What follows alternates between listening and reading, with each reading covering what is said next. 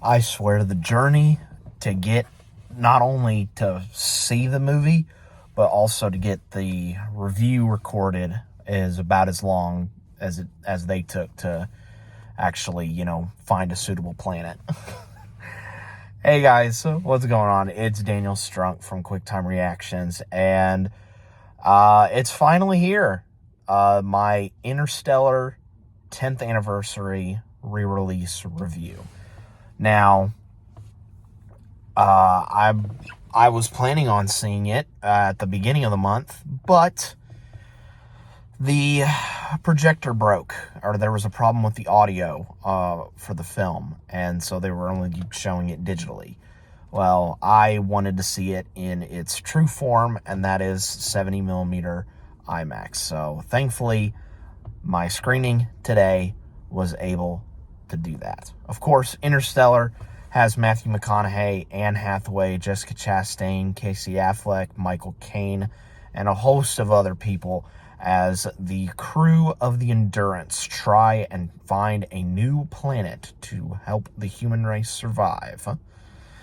Now, everybody has talked their ear about this movie for the past 10 years. Scientists have talked about this film. Critics have talked about this film. Nolan fans have talked about this film. It is very much a classic. 100%. In fact, like with the Nolan films that I've seen, which are Dark Knight, Tenet, this, Interstellar, and Oppenheimer, that's 4, I've kind of categorized them. Definitely with Nolan's Batman trilogy. That's probably his most mainstream work that he's ever done and will ever do. With Tenet, and I'm lumping Inception in here as well, that is some of Nolan's most complex work, where you can watch it again and again and again and maybe not have all the pieces put together quite yet for it. Then you have a film like Oppenheimer, which to me is Nolan's magnum opus. It is by far, I think, his best film that he's ever made. And I've said this to myself, as much as I liked Dune 2, if Dune 2 had come out when it was supposed to, which I think it was supposed to be back in November, I think, of last year, I still would have said give the Oscar to Oppenheimer. Because to me, Oppenheimer was way better than Dune 2, in my opinion.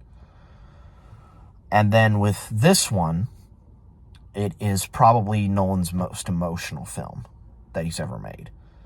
And I was looking back at, all the reviews that were made 10 years ago about this movie. And 2 of them really stick out in my mind, where I think it was Channel Awesome and Chris Stuckman's review.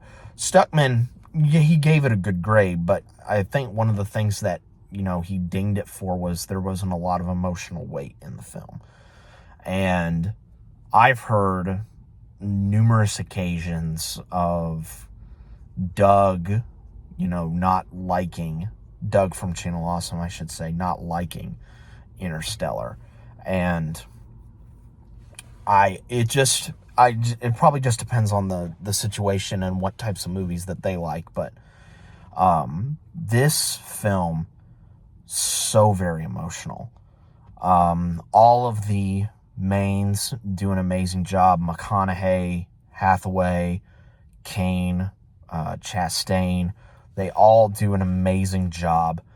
And another thing that I wanted to talk about was the fact that it was nominated for a lot of Oscars, but it didn't win a lot of them. It won for visual effects. I noticed that before I went into the theater.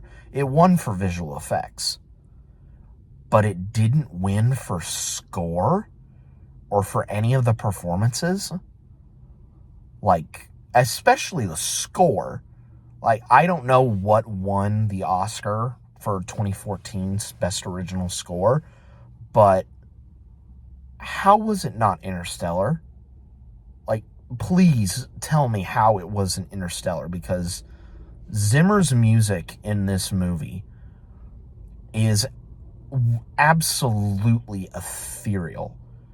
Like, you can listen to that and you're transported to this movie 100%. I don't care what anybody says. Like, this music should have won the Oscar for Best Original Score, in my opinion.